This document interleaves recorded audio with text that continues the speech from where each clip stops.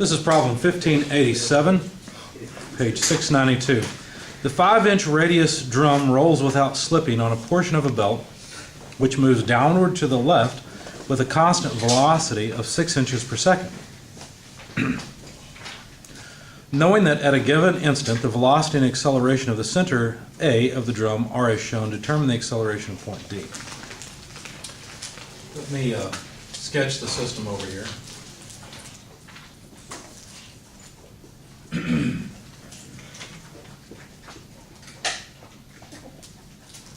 The drum is sitting here. Well, it's not really sitting here, it's moving. The belt is moving at 6 inches per second. Point A is in the center, and point A has a velocity of 9 inches per second, but an acceleration of 36 inches per second squared in the opposite direction. Point E is above point A. Point D is off. Well, I'm going to make it to the left of A. I'm going to use a rotated coordinate system. Wasn't that going to make my life hard because gravity acts straight down? No. At this point, we don't care about what causes the motion. All we care about is the motion itself, right? So the direction of the gravity vector doesn't make any difference, right? All that matters is the motion itself. So rotating the coordinate system this way will actually help me quite a lot. I won't even need that 30-degree angle, right? We're supposed to find the acceleration of point D. Now, they didn't ask us to find the acceleration of point E. I'll leave that to you as an exercise. Let's go through and find the acceleration. Now, to find the acceleration, we're going to end up with an omega squared r in here, right? Because this thing is rotating. So we may as well go through and do the velocity analysis first. So let's start there. The velocity, and how could I do it? Should I relate the velocity of A to the velocity of D? Well, they didn't ask for the velocity of D, so I don't care about it. All I really want to do is get the angular speed.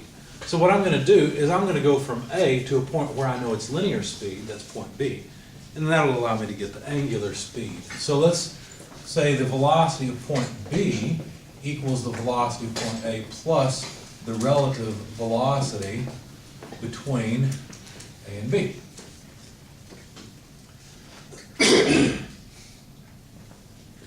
Now the velocity of A is known, so I'll just leave it written. In fact, I think what I'll do is I'll just write it VA magnitude times I, because it's in the positive x direction. But then the relative velocity, all I'm doing is I'm thinking about A as my reference and the drum just rotating about A. Now which way is the drum rotating? Is it rotating clockwise or counterclockwise? Pretty obvious it's rotating clockwise, right? So I have to say minus omega r from A to B in the I direction. What did I just do there? I just did omega cross r again, right? That's all I did. And I considered it as B having a relative velocity this way, right? That's why it ends up being negative, because B is moving to the left, whereas A is moving to the right. Well, B is moving to the left relative to A. So, what's the unknown in this equation? Well, it's the angular speed.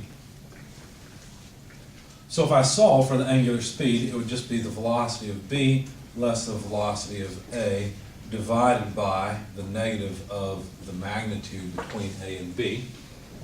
Okay? Notice these are all just I components.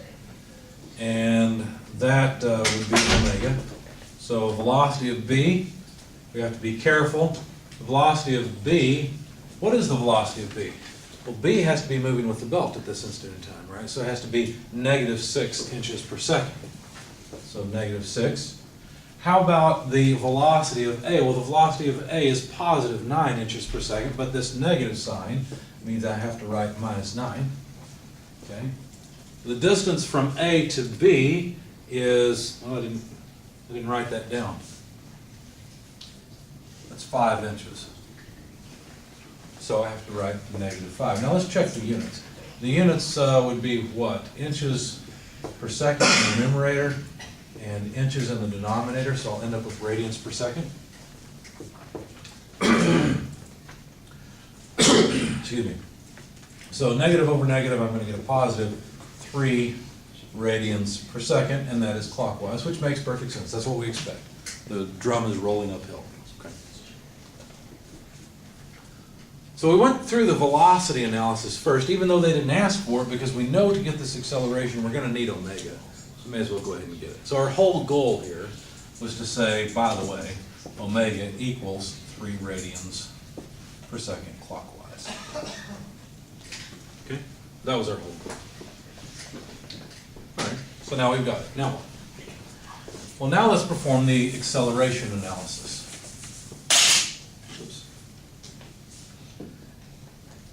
Now to perform the acceleration analysis and say the acceleration of d is the acceleration of a plus the relative acceleration between d and a, this is going to have tangential and normal components. Because there is an alpha, right? There's an angular acceleration, and there's a normal acceleration because the thing's rolling, right? It's turning, right? It has an omega. So this is going to be 2 pieces. Well, we know omega, but we don't know alpha yet. So how can we get alpha? Well, we'll use the same trick, but this time we'll perform acceleration analysis between a and b. So we know the full acceleration of a, and we can figure out the acceleration of b. Well, in fact, we know the acceleration of b. What is the acceleration of b?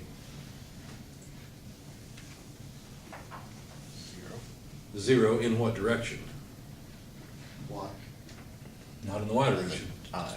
In the I direction, the x direction, right? Y is going this way. It does have a normal acceleration, but it has no tangential acceleration.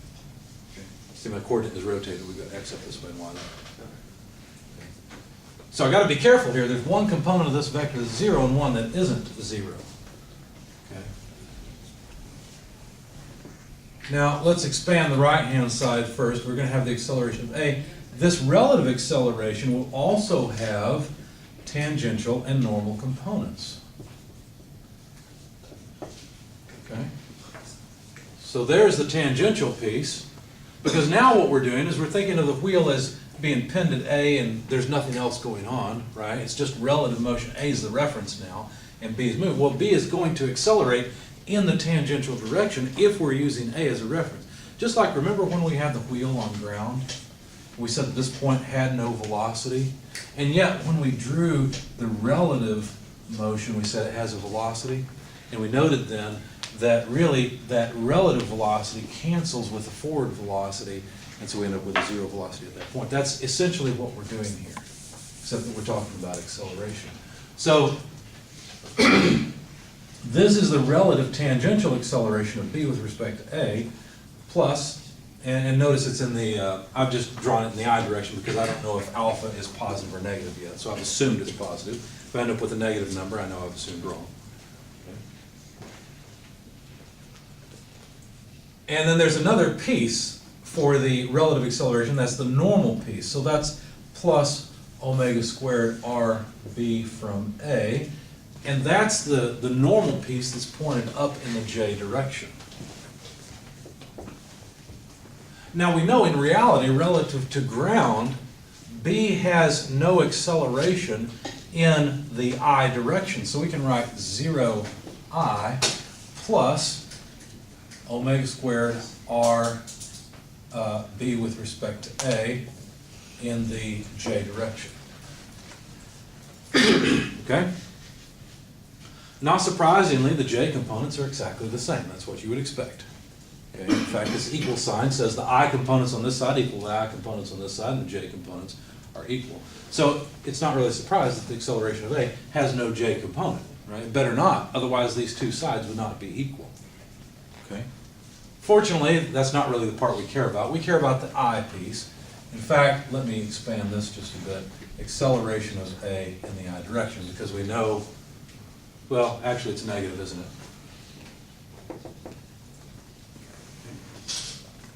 Did I make that mistake? I don't know. I'm going to put my sheet aside for a minute and see if I get the same thing. So let's take the x component. 0 on the left-hand side equals negative acceleration of A plus alpha r b with respect to a. I think that's it, because I only want the I pieces. So alpha then equals acceleration of a over r b with respect to a. Okay, just solving the math out. Move this to the other side, divide out r b a, and there we go. So the acceleration of a is 36. Remember, I've already taken the sense into account by that negative sign. So 36 inches per second squared divided by 5 inches. Now, you'll get radians per second squared from this, and when you do it, you get 7.2. That's the magnitude. 7.2 radians per second squared. So is this a positive acceleration or a negative acceleration? It's positive. Remember, I said I don't know, so I'm going to assume positive. If I get a negative sign, then I know I've done it backwards. Okay, so 7.2 is a positive acceleration. Is that clockwise or counterclockwise? Clockwise or counterclockwise? That will forever be recorded for posterity. You say clockwise? How many people say clockwise? How many people say counterclockwise? It's counterclockwise, right? Because counterclockwise direction is positive. Well, think about it. Basically, this comes from omega cross r. Omega, since I assume positive, is going to be omega k. K points out of the board, right?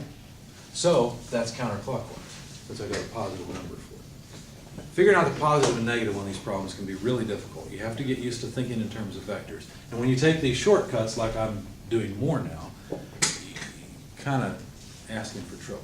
Okay? You've got to be really careful. But I think I'm okay so far. I think this is right. So the angular acceleration is counterclockwise. I remember going through dynamics, and that was the toughest part for me for this analysis, for this type of analysis.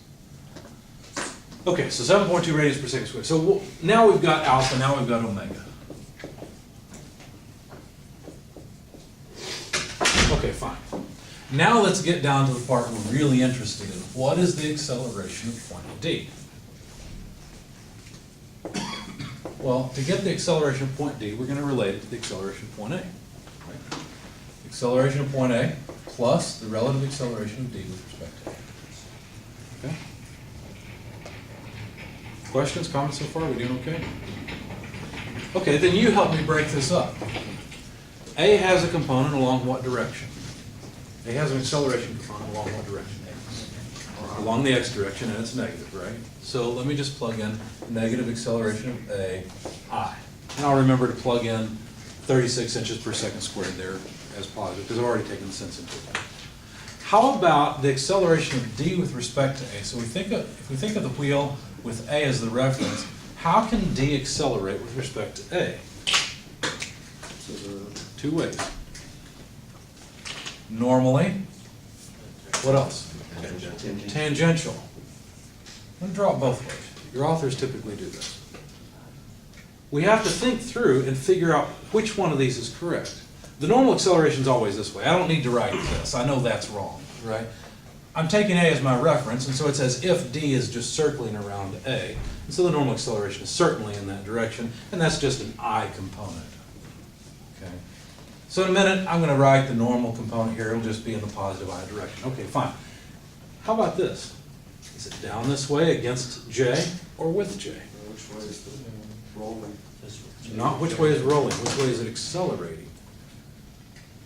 Not linear acceleration, angular acceleration. What did we just say a minute ago? Is it clockwise or counterclockwise? Counterclockwise. So it's down. So it's down, right?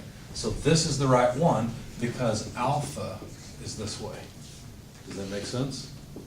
So you have to be really careful with that. So this is not the right one, that is. So when we expand the acceleration of D with respect to A, then we'll have to write omega squared r to D from A in the positive I direction. We already discussed that, right? Minus alpha r D with respect to A, J. Make sense? That's the acceleration of D. So now all we really have to do is plug in numbers and we should have it. So let's see.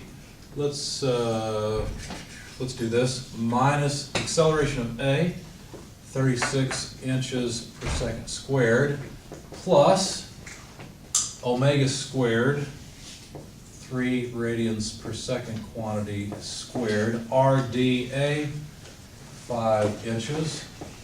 And these are both in the I direction. All I did was take these two components and put them together, minus alpha, 7.2 radians per second squared, RdA, 5 inches in the J direction. Now, like I said, I didn't quite finish off my solution, so I'm going to need your help with the calculator. So 3 squared is 9, 5 nines are 45, 45 minus 36 is 9, if I'm thinking right. Is it right? Okay, so 9I, I'll put the units at the end. And then 5 times 7.2 is what? How much? 36, thanks. 36J. And inches per second squared, inches per second squared, yeah, everything's consistent. So there's the acceleration of D. Why don't we get the magnitude of it while we're at it? So what's 9 squared plus 36 squared square root?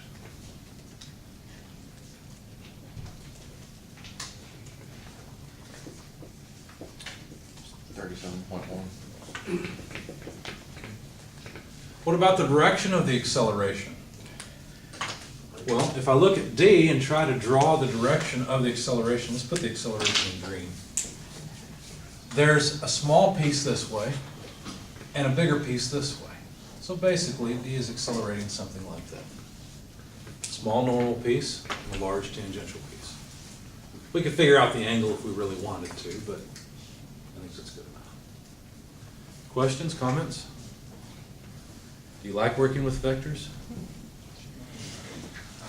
Not really? Okay. Anything else? I know as soon as I switch off the camera, somebody's going to ask a question. That's why I'm letting it run. Okay. All right.